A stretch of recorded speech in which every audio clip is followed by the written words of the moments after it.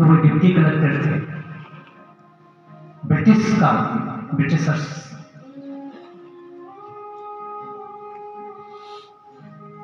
अब हम सोचेंगे कि कलेक्टर बड़ा सुखी है।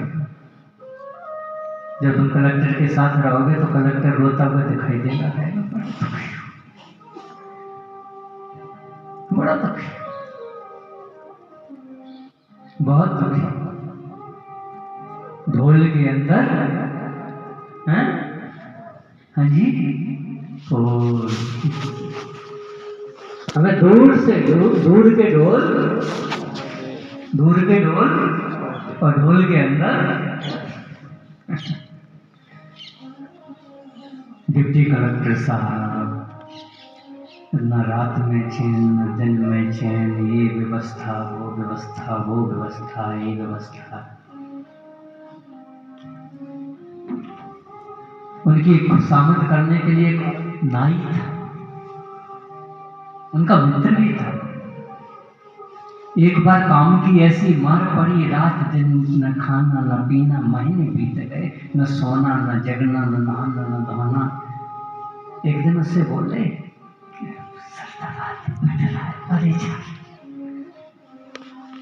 तो थोड़ा हाथ लगाएगा तो थोड़ी नींद आएगी।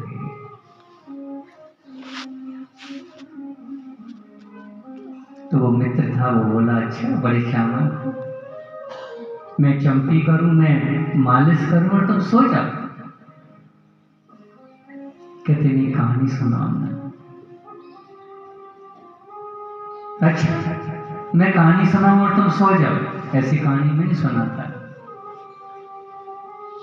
खटखटा बोले कि नहीं, अब क्षमा करें, वो डिप्टी कलेक्टर साहब बोले क्या हम सोएंगे नहीं? कहते ठीक, नहीं सोओगे तो सुनाते कहानी। और उन्होंने एक कहानी सुनाई। उनका नाम था चन्ना नाई। कि एक राजा और एक रानी। कहानी पहले ऐसी होती है, एक राजा एक रानी। और गर्मियों के दिन थे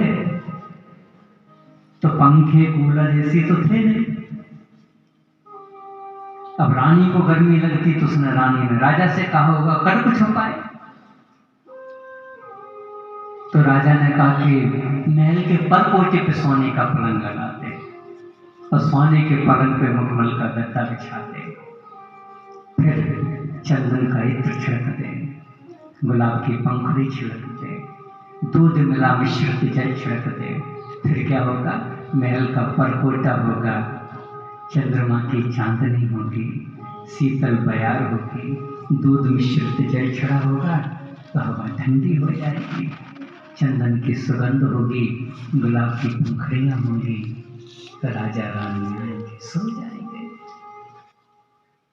सेवा में दासी लगा दी गई।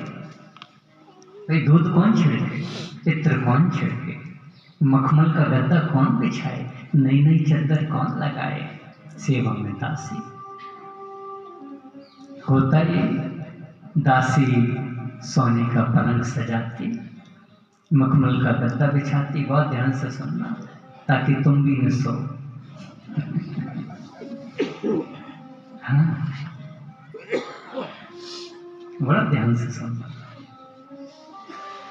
सोने का पलंग, मखमल का गद्दा, दासी ने इत्र छिड़क दिया चंदन का, गुलाब की पंखुड़ियां छिड़क दी और दूध मिश्रित जल छिड़क दिया। ठंडी बयार बही, ठंडी हो गई, चंद्रमा की चांदनी निकली, रानी आई, राजा आया, सो गए। दासी रोज करती, रोज करना। एक दिन दासी को सूचना मिली कि राजा 30 मिनट लेट आएगा, नहीं 60 मिनट लेट आएगा, 1 घंटे। अब दासी ने 10 मिनट में काम कर दिया। अभी तक दासी का ध्यान नहीं गया कभी, क्योंकि राजा टाइम पे आता था, फुर्सत ही नहीं थी, लगाओ भागो। लेकिन आज दासी का ध्यान चला गया सोने का पलंग, मखमल का गद्दा, चंदन की खुशबू, गुलाब की पंखड़ियां, चंद्रमा की चांदनी, शीतल बयार, क्या मजा। राजा रोज मजा लेता है, आज मेरे पास 60 मिनट है, राजा क्या देखेगा।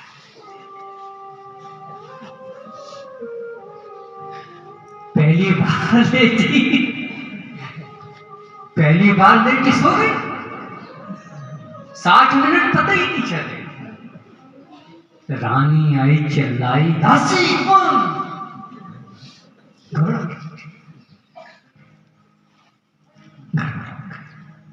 अब गिड़गिड़ाई, राजा माफ कर दे। तेरी हिम्मत कैसे हुई? अब वो बहुत गिड़गिड़ाए, माफ कर दे राजा, पहली गलती। कहाँ माफी?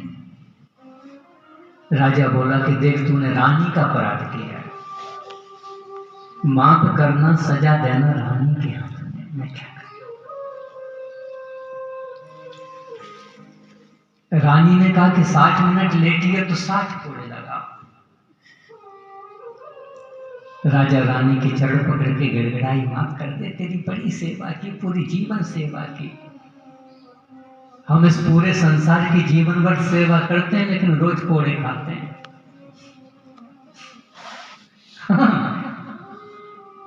कहानी तो झूठी है, बनी बनाई है। खटखटा महाराज सही है, बाकी कहानी झूठी है। हम पूरे संसार के रोज कोड़े खाते हैं लेकिन नकल नहीं आती। गिड़गिड़ाई पे माफ करते, कौन माफ करता। कोड़ा उठाया, कसाई ने कोड़ा मारा, झाड़ लगा बदन पे, चमड़ी खून निकल गया, पिलक गई, चीख के रो, ये राजा माफ कर दे, झाड़, ये रानी माफ कर दे, 3, हे राजा माफ कर दे, 4।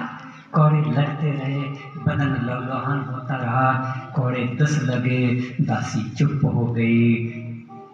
11, 12, 15, जैसे 20वां कोड़ा लगा, दासी हंसने लगी। राजा बोला रुक, क्या हो गया दासी को? पहले से लेके 10वें कोड़े तक रोती है, 10वें कोड़े से लेके 20वें कोड़े तक चुप हो जाती है, शांत हो जाती है, और 21वें कोड़े पे हंसने लगती है। दासी बता माजरा क्या है? कहते नहीं बताऊंगी, नहीं बता। कि तू राजा फिर कोड़े लगवाएगा, तू रानी फिर कोड़े लगवाएगी, तुझे में सत्य सुनने की हिम्मत ही नहीं होती। कहते नहीं नहीं नहीं बता, अब कोई दंड नहीं, कोई कोड़े नहीं, तेरे माँ की माँ। कहते नहीं नहीं बताऊंगी, तू राजा है तू। कहते नहीं बच्चा, अब कोई कोड़ा नहीं, तू ये बता दे कि पहले रोई क्यों, 10 तक रोई क्यों, तो 10 से लेके 20 तक शांत क्यों रही, और 21 में तू हंसी। कहते राजा सच बताऊं ना,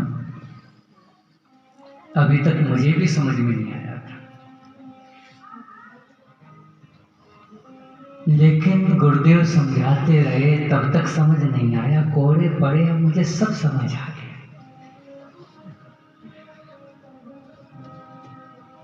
कहते क्या समझ आ गया? कि मैं पूरा जीवन मैंने संसार में गुजार दिया, सेवा करते करते बदले में क्या है? कोड़े। इसलिए मैं रोई कि पूरी उम्र लगा दी और बदले में कोड़े। कोड़े समझ गए? बहुत टाइप के हैं, शरीर के दुख कोड़े, धन के दुख कोड़े, परिवार के दुख कोड़े, ये संसार के कोड़े हैं, संसार के कसाई के कोड़े, काल के कोड़े, माया के कोड़े, ये कोड़े। आप समझ गए? कहते गुरुदेव समझाते समझ नहीं आते, लेकिन जैसे ही पड़े पीठ पे समझ आ गए। और मैं गिड़गिड़ाती रही, जिनकी सेवा की मैंने उनके आगे गिड़गिड़ाती रही, उन्होंने सुना नहीं, ये समझ आ गई। हम भी गिड़गिड़ाते हैं लेकिन फिर भी पढ़ते रहते हैं, नहीं? फिर शांति क्यों हुई ये तो बता। कहते जब तक संसार में ध्यान रहा तब तक दर्द रहा। ध्यान देखना क्या है, दिल्ली का गुरुद्वारा, वहां पे चांदनी चौक, और वहां पे है गुरुद्वारा शीश महल। गुरु के दो शिष्य, और मुगलों ने कहा कि तुम मुगल धर्म अपना लो, तुम्हें छोड़ देंगे। उनका नाम था भाई सतीदास और मतीदास। उनके सर पे दो लोग आरा लेके खड़े हो गए, बीच में बिठा दिया, एक पीछे एक आगे। कहते अगर मुगल बन गए तो छोड़ देंगे, नहीं बीच से काटेंगे। क्या मन होंगे, क्या भक्ति होगी। इस सुखदेव, पार्वती और हनुमान जैसे नहीं अभी भी देखने को मिलते हैं, अपने गुरु को छोड़ दे। उनके बीच से आरा चलाया गया तो ध्यान गुरु पे चला गया। वो आरा चलता रहा ऊपर से लेके नीचे तक, आधे काट दिए, सीका देने पड़े। क्या मन होगा, क्या ध्यान होगा। ये है ध्यान मूलम गुरु मूर्ति। ये प्रत्यक्ष होता है। कहते जब संसार में ध्यान था तो दर्द थे, रोती नहीं, राजा रोती नहीं, क्या करती, कोड़े पड़ गए। जब मुझे समझ में आया इस दुनिया में कोई सुनता ही नहीं, कोड़े ही मिलते हैं, लाख कुछ करके देख लो। जब ध्यान गुरुदेव पे गया, उनके ध्यान पे गया तो मन शांत हो गया। कहते ये दूसरी बात भी समझ आ गई। अब तीसरी बता, हंसी क्यों। कहते मन शांत हुआ तो मन में एक बात और समझ में आ गई कि मैं 60 मिनट लेटी पलंग पे तो केवल 60 कोड़े, और मालिक ने तो बचा लिया 20 लगवा के ही। राजा तेरा क्या होगा, मैं ये सोच के हंस गई। रोज सो जाता है, तेरा मैं तो 60 झेल लगे, और 60 लगने थे, 60 मालिक ने बीच में ही बचा दिए। 60 तो खाने थे क्योंकि मेरे कर्म थे, मैंने भी तो मजा लिया, भले ही 60 मिनट का लिया। लेकिन राजा तेरा क्या होगा। कहानी कौन सुना रहे थे, सुनी। जब तक फेंक दिया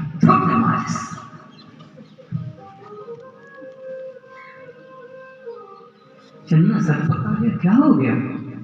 कहते नींद खुल गई। कहानी है महाराज। कहते कहानी नहीं, नींद। और डिप्टी कलेक्टर साहब पलंग के नीचे, वो पीपल के नीचे जाके बैठ गए, कंबल ओढ़ के।